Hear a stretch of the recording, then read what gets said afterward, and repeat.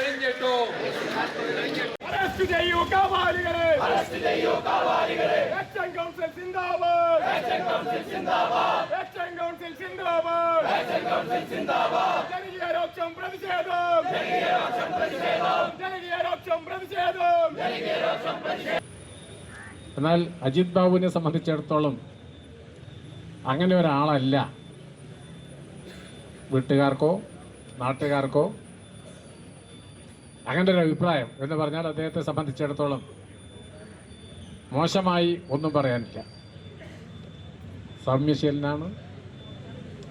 അതേപോലെ തന്നെ കർമ്മനിരതനായ ഒരു തൊഴിലാളിയാണ്. കൂടെ നമ്മുടെ നാട്ടിൻ്റെ പൊതുവായ ആവശ്യങ്ങൾക്ക് വേണ്ടി ഏത് സന്ദർഭത്തിലും നാട്ടുകാരുടെ കൂടെ സഹകരിച്ചു പോകുന്ന വ്യക്തിയാണ്. അദ്ദേഹത്തിൻ്റെ ജീവിതത്തിൽ എന്തെങ്കിലും ഒരു ദുശ്ശീലം ഉള്ളതായി ആർക്കും പറയാൻ വേണ്ടി സാധിക്കില്ല.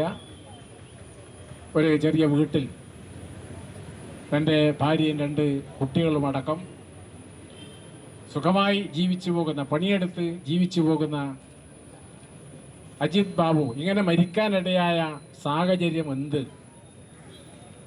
എന്നതാണ് ജനങ്ങളെ ഇരുത്തി ചിന്തിപ്പിച്ചത്. ചില ദുരൂഹതകൾ നിലനിൽക്കുന്നുണ്ട് എന്ന് നാട്ടിൽ ചർച്ച ചെയ്യപ്പെടുന്നുണ്ട്. അതുമായി ബന്ധപ്പെട്ട പേരുകളൊന്നും ഞങ്ങളിപ്പോൾ പറയാൻ തയ്യാറില്ല. കാരണം ഇത് പോലീസ് അന്വേഷിച്ചുകൊണ്ടിരിക്കുകയാണ് ചെയ്യുന്നത്.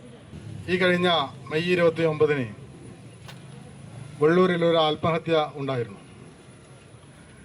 വെള്ളൂരിലെ കിഴക്കുംപാട് പ്രിയപ്പെട്ട അജിത് ബാബുവാണ് വീട്ടിനടുത്തുള്ള തോട്ടിൻകരയിലെ ഒരു മരത്തിൻ്റെ കൊമ്പിൽ പുലർച്ചെ തൂങ്ങി മരിച്ച് നിലയിൽ ഉച്ചയോടെ കാണുന്ന നിലയുണ്ടായത്.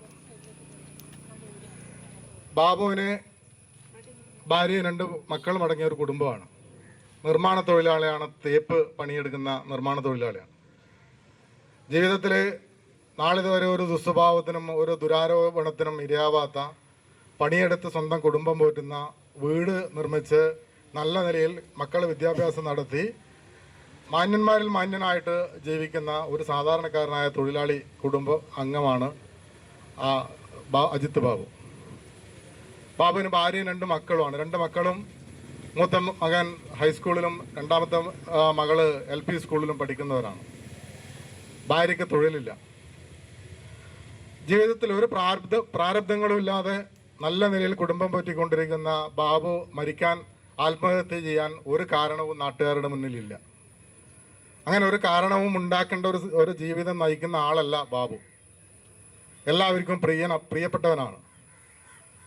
തൻ്റെ തൊഴിൽ എന്ന് പറയുന്നത് ഞാൻ നേരത്തെ സൂചിപ്പിച്ചതുപോലെ നിർമ്മാണ തൊഴിലാളിയാണ്. തേപ്പ് തൊഴിലാളി ആണെങ്കിലും ഒരു വീട് നിർമ്മാണവുമായി ബന്ധപ്പെട്ടിട്ട് ആ വീട്ടുടമസ്ഥൻ്റെ എല്ലാ കാര്യങ്ങളിലും തുടക്കം മുതൽ ഒടുക്കം വരെ സഹായിക്കുന്ന ഒരു അഭ്യുതകാംക്ഷയായ സേവന സന്നദ്ധത ഉള്ള ഒരു പണിക്കാരൻ കൂടിയാണ്. രാവിലെ 8 മണിക്ക് പോയിട്ട് വൈകുന്നേരം 5 മണിക്ക് പണി. ശിക്ഷ ഉറപ്പാക്കുക എന്നത് നമ്മുടെ നാടിൻ്റെ ആവശ്യമാണ്. ആ ആവശ്യത്തിനോട് എല്ലാവരുമുള്ള ഒരു ചെറിയ പ്രദേശത്തിൻ്റെ ഒരു വൻപിച്ച പ്രതിഷേധമാണ് ഇവിടെ കണ്ടത്. ഇത് നേരത്തെ രാജേഷ് സൂചിപ്പിച്ച പോലെ തന്നെ ഇത് പ്രതികൾക്ക് അർഹിക്കുന്ന ശിക്ഷ ഉറപ്പാക്കിയില്ലെങ്കിൽ നമ്മൾ ഏതറ്റം വരെയും പോകുമെന്നുള്ള ഒരു സൂചന മാത്രമാണ് ഇതെന്ന് മാത്രം പറഞ്ഞുകൊണ്ട് ഈ